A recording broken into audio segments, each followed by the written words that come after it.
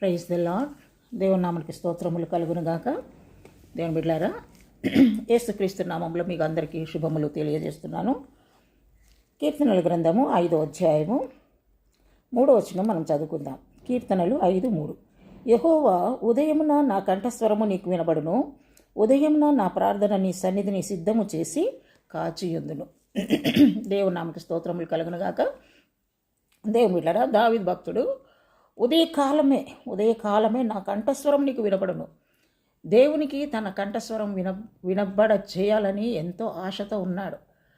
నిజమే, చాలామంది ఉదయకాలంలో ఇవ్వగానే కంఠస్వరాలు భయంకరంగా కేకలు వేస్తుంటారు. పిల్లల మీద, భర్త మీద అనేక రకాల కేకలు వేస్తూ ఉంటారు. కానీ ఆ విధంగా కాదు. మనం కంఠస్వరము దేవునికి వినిపించాలి. మన కంఠస్వరం ఏ విధంగా? ప్రార్థన ద్వారా.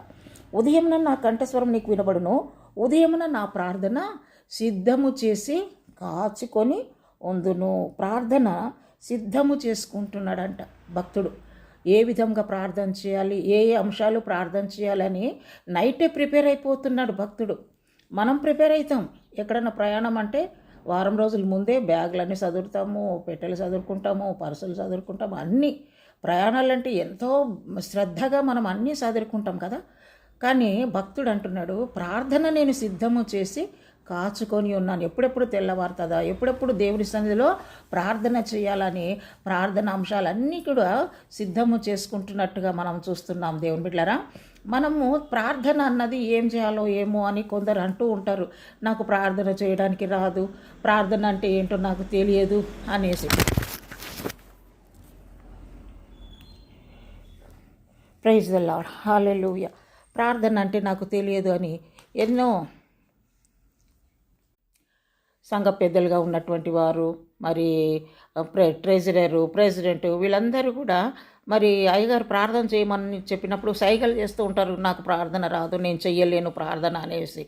వారికి ప్రార్థన రాదు, కానీ లోక సంబంధమైన విషయాలన్నింటిలో కూడా వారికి బాగా అనుభవాలు ఉంటాయి. కానీ దేవుని బిడ్డలారా, మనం ప్రార్థన చేయవలసినటువంటి వారముగా మనము ఉండాలి. ప్రార్థన ఏ విధంగా చేయాలో మనం నేర్చుకోవాలి. నేను కొన్ని వేల మందికి ప్రార్థన ఏ విధంగా చేయాలో నేర్పించినటువంటి వ్యక్తిలో నేను ఒక దానిని. దేవుని బిడ్డలారా, చాలామందికి ప్రార్థన ఏ విధంగా చేయాలో తెలియడం లేదు. ఒక సహోదరి ప్రార్థన అందరూ చేస్తున్నారు కదా, నేను కూడా చేస్తాననేసి, నాకు తెలిసినటువంటి సహోదరి అర్ధగంట సేపు అవును ప్రభా, అవును ప్రభా, నీకు స్తోత్రం ప్రభా, అవును ప్రభా, నా ఎందు ఏ నీతి లేదు ప్రభా, నాలో ఏ గొప్పతనం లేదు ప్రభా, అర్ధగంట సేపు ఇవే మాటలు పెట్టి ప్రార్థన చేసి సమయం అంతా కూడా పాడు చేసుకుంటున్నది. దేవుని బిడ్డలారా, ఇలాంటి వారు కూడా ఎంతోమంది